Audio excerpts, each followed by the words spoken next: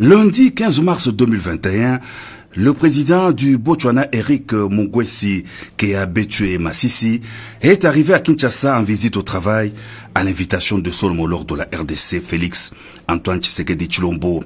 Les deux chefs d'État ont eu des entretiens en toute convivialité au Palais de la Nation autour des questions relatives à la redynamisation et au renforcement de relations bilatérales, d'amitié et de coopération multisectorielle stratégique entre la RDC et le Botswana. Au niveau régional et continental, les échanges ont porté notamment sur la désignation du futur secrétaire exécutif de la SADC. Le Botswana a réitéré son soutien à la mandature du président Félix Antoine Tshisekedi Tshilombo à la tête de l'Union africaine. La crise sanitaire de la COVID-19 était aussi au centre des préoccupations au cours de la rencontre de deux chefs d'État. La République démocratique du Congo a adhéré cette semaine au mécanisme africain d'évaluation par les pairs MAEP en sigle, en qualité de 41e membre de cette agence de l'Union africaine créée par le chef d'État pour promouvoir la démocratie et la bonne gouvernance en Afrique. La nouvelle a été annoncée par le directeur général de cette structure de l'organisation panafricaine, Eddy Maloka, au sortir de son entretien avec le président de la République, Félix Antoine Tshisekedi Tshilombo, président en exercice de l'Union africaine. Il a dit avoir émis au chef de l'État une invitation de son homologue sud-africain Cyril Ramaphosa, président en exercice du MAEP. Le président de la République a procédé le mercredi 17 mars au lancement de travaux de modernisation et de réhabilitation de voiries urbaines à travers deux grands projets.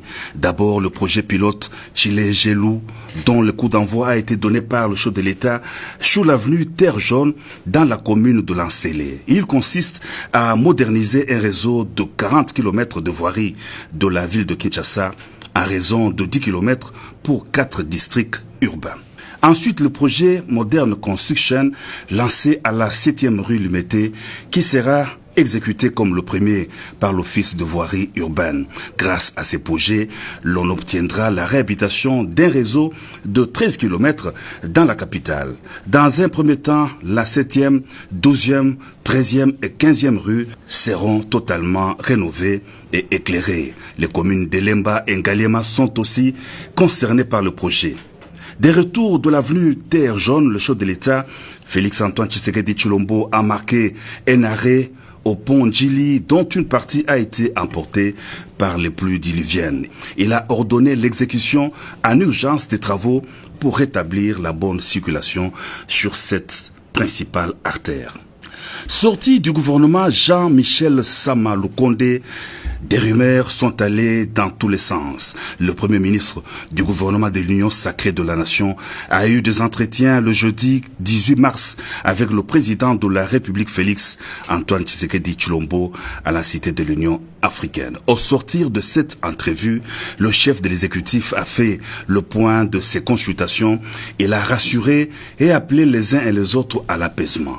Sama Lukonde a promis de s'adresser prochainement aux Congolais pour leur faire l'économie de ces consultations avec les forces vives de la nation et leur présenter la mouture finale de son gouvernement d'union sacrée de la nation.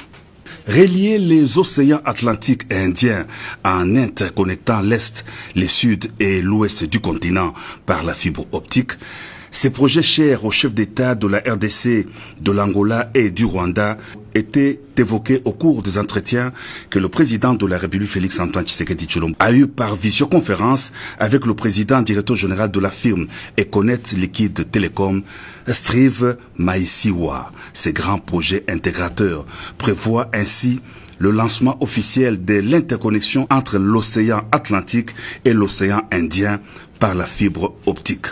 Au niveau de la RDC, il faudra obtenir le financement pour le démarrage des travaux de la fibre optique Bukavu-Lubumbashi-Mbujimayi. Pour la seconde fois, depuis sa nomination au poste de représentante spéciale du secrétaire général de l'ONU, Bintou Keïta a été reçu par le chef de l'État, Félix Antoine Tshisekedi Tshilombo, à la Cité de l'Union africaine. La chef de la MONUSCO est allée présenter le rapport de sa tournée effectuée à Goma, Bukavu, Bunia et Beni, Une visite dans l'est du pays qui lui a permis de toucher du doigt les souffrances des populations locales et de voir où la MONUSCO doit renforcer ses capacités et son action sur le terrain, a-t-elle indiqué à l'issue de son entretien avec le président de la République, dont elle a salué la détermination de déployer les efforts pour éradiquer l'insécurité dans la partie est du pays.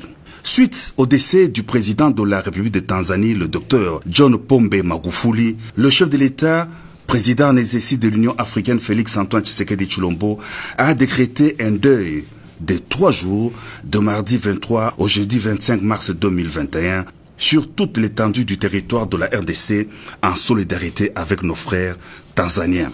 Le président de la République a salué la mémoire d'un fervent panafricaniste et défenseur de l'indépendance culturelle et économique de l'Afrique.